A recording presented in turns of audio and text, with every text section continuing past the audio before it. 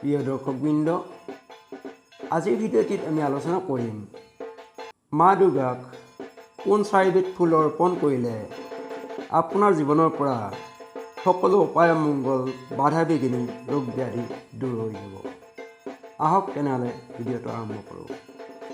মা দুৰ্গা মৰ্ত্যলৈ আহে তেওঁৰ ভক্তসকলৰ মনৰ ইচ্ছা পূৰণ কৰাৰ বাবে। হিন্দু শাস্ত্ৰ অনুসৰি দেৱী দুৰ্গাই বিশেষ কিছু ফুল পচন্দ কৰে। গতিকে এই দুৰ্গা পূজাত যদি এই ফুলসমূহ দেৱী দুৰ্গাৰ ওচৰত নিবেদন কৰিব পাৰে বা তেওঁৰ আৰাধনা কৰিব পাৰে, তেতিয়া আপোনাৰ মনৰ ইচ্ছা সকলো পূৰ্ণ হ'ব। নাম্বাৰ 1, পদুম ফুল। এই পদুম ফুল হৈছে মা দুৰ্গাৰ অতিকে প্ৰিয় আৰু এই পদুম ফুলৰ অবিহনে মা দুৰ্গাৰ পূজা সম্পূৰ্ণ নহয়। সেয়ে মা দুৰ্গাৰ পূজা সম্পূৰ্ণ কৰিবলৈ হ'লে নৱমীৰ দিনা মা দুৰ্গাৰ ওচৰত এই পদুম ফুল নিবেদন কৰক। তেতিয়া মা দুৰ্গাই আপোনাৰ সকলো ইচ্ছা আকাংক্ষা পূৰ্ণ কৰিব। আপুনি আপোনাৰ সফলতাৰ দিশত অগ্ৰসৰ হ'ব পাৰিব।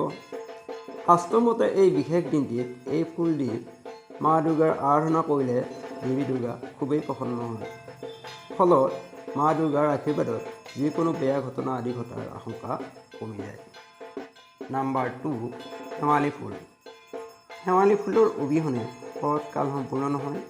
ঠিক তেনেদৰে দুৰ্গা মাতাৰ আৰাধনা কৰোঁতে শেৱালি ফুল অপৰিহাৰ্য। দুৰ্গা পূজাৰ অঞ্জলিৰ সময়ত শেৱালি ফুল মাৰ শ্ৰীচৰণত অৰ্পণ কৰক। এতিয়া দুৰ্গা মায়ে আপোনাৰ সমস্ত মনোকামনা পূৰ্ণ কৰিব। এই কথা বিশ্বাস কৰা হয় যে দুৰ্গা পূজাত যদি শেৱালি ফুল দি মাৰ আৰাধনা কৰা হয়, তেতিয়া যিকোনো সম্পৰ্কৰে উন্নতি ঘটাৰ সময় নালাগে। বিশেষকৈ পিতৃ মাতৃ আৰু সন্তানৰ মাজৰ সম্পৰ্কত ই বিশেষ ফলদায়ক হয়। নাম্বাৰ 3, নাৰ্জী ফুল। নাৰ্জী ফুল দি দেৱী দুৰ্গাৰ পূজা অৰ্চনা কৰিলে আশা দেখা কাৰ্যত আপুনি সহজে সাফল্য লাভ কৰিব পাৰে। হিন্দু শাস্ত্ৰ অনুসৰি নাৰ্জী ফুল দি দেৱী দুৰ্গাৰ পূজা অৰ্চনা কৰিলে পৰিয়ালৰ মাজত কোনো কণ্ডল বা অশান্তি আদি সহজে আহিব নোৱাৰে। নাম্বাৰ 4, জবা ফুল। দেৱী দুৰ্গাৰ আৰাধনাত ৰক্ত জবা ফুল খুবেই অপৰিহাৰ্য। ৰক্ত জবা ফুল দেৱী দুৰ্গাৰ অতি পচন্দৰ ফুল আৰু জবা ফুলৰ দ্বাৰা মা দুৰ্গা বহুত সন্তুষ্ট হয়। যদি মাৰ মন জয়ী কৰিব বিচাৰে তেন্তে দুৰ্গা পূজাত বা মাৰ শ্ৰীচৰণত ৰক্ত জবা ফুল অৰ্পণ কৰক। তেনেহ'লে বন্ধুসকল, আজিৰ ভিডিঅ'টো ইমানতে সামৰণি মাৰিব ওলাইছোঁ।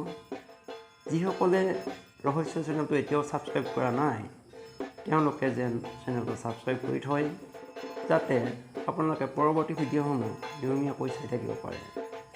আৰু ভিডিঅ'টি যদি ভাল লাগিছে লাইক এটা নিশ্চয়কৈ কৰি দিব, লগতে বন্ধুবৰ্গৰ মাজত শ্বেয়াৰ কৰিব।